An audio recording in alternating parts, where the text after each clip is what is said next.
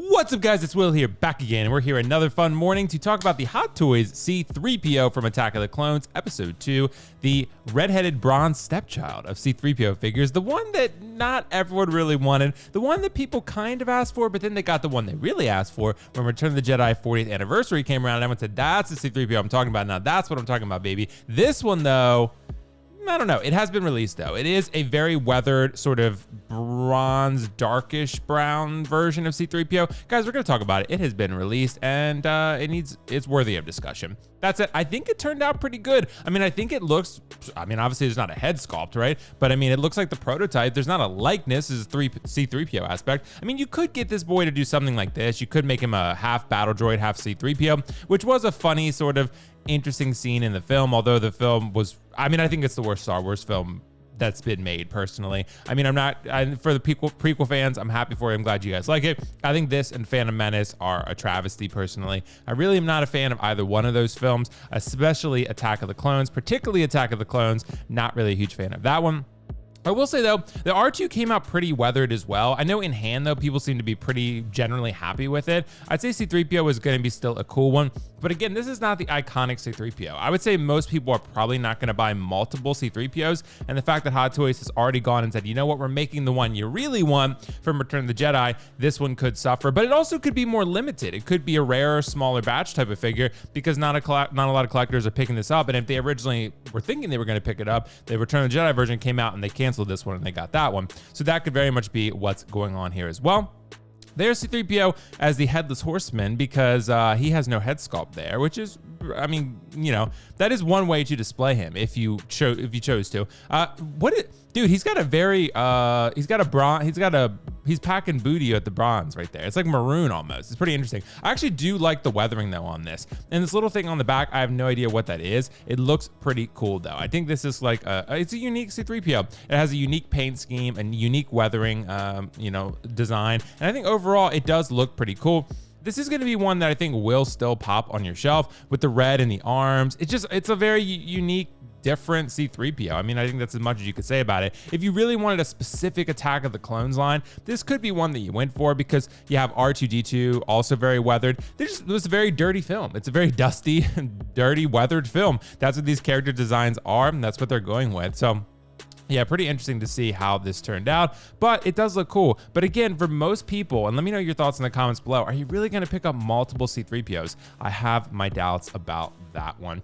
But look, it ain't bad. It's a really nice looking figure overall. It's just not going to be for me. I don't think this is going to be one that I'm going to keep in my collection.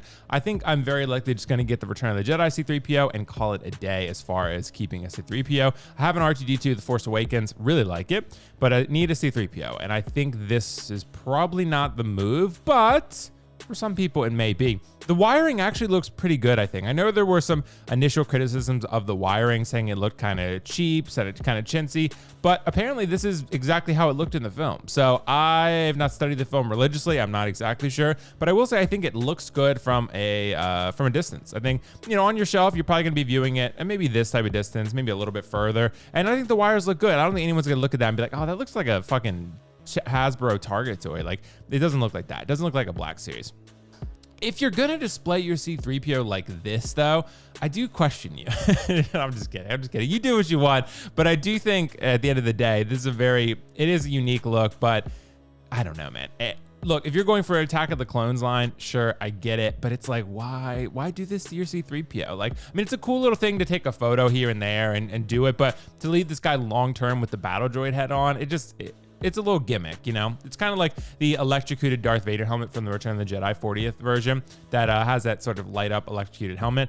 Yeah, it's a cool accessory. It's nice to have. It's good for a photo here and there. It's good to do something fun when you're engaging with the figure, but overall, it's not going to be a long-term winner for you on display, I would say. But yeah, I think this looks good. I think we got to give a lot of credit to the paint apps here. I think this is very cool in terms of its weathering and overall paint apps. I think this looks great.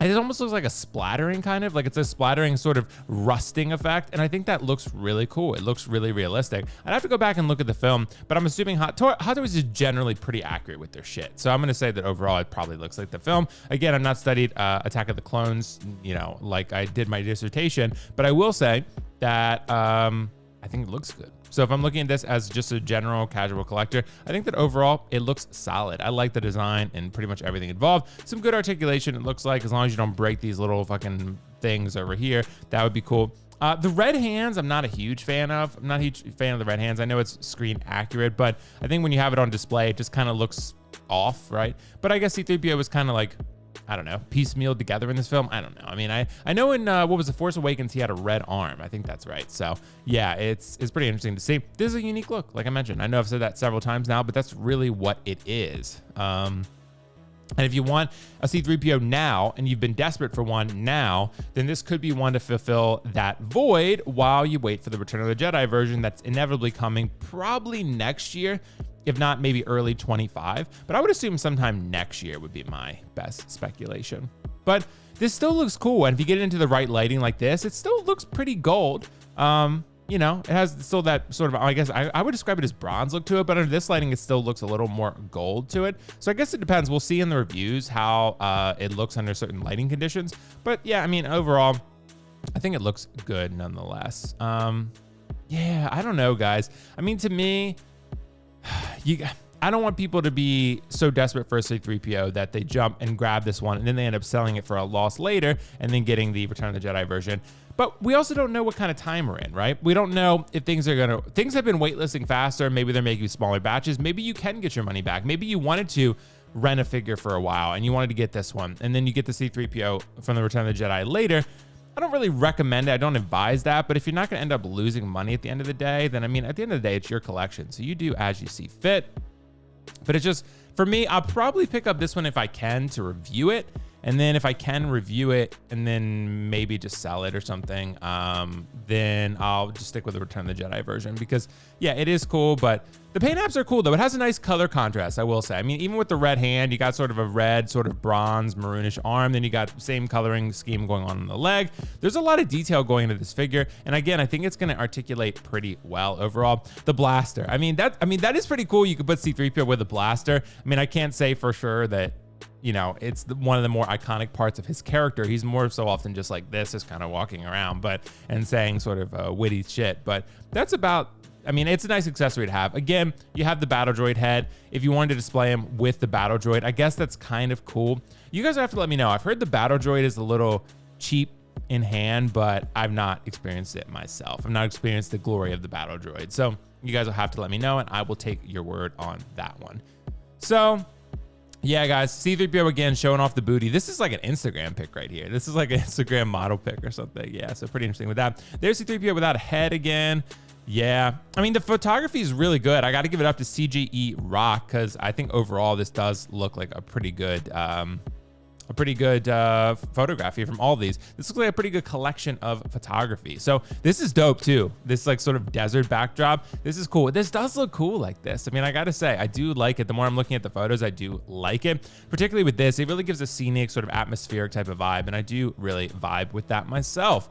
So yeah, guys, let me know in the comments below whether you're considering picking up C-3PO. For me, again, probably a pass unless I can review it, and then I'll just move it on to a collector who does want it, but I do want to see it in person. That's kind of why I review these figures too, partially, because I want to see it in person and get to experience it and make a judgment that way.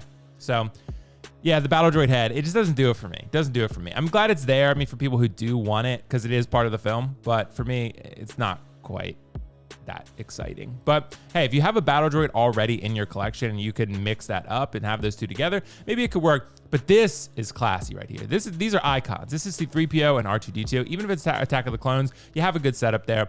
This looks great. And guys, again, I got to give it to CGE Rock for these photos. They're really good. Anyway, guys, I'm gonna stop blabbering on. Let me know what you think in the comments below. C-3PO has dropped. Let me know if you're picking it up. And yeah, I'll have reviews coming soon. Gandalf should be coming soon. I'm reviewing Captain America Falcon. I'm reviewing Sylvie.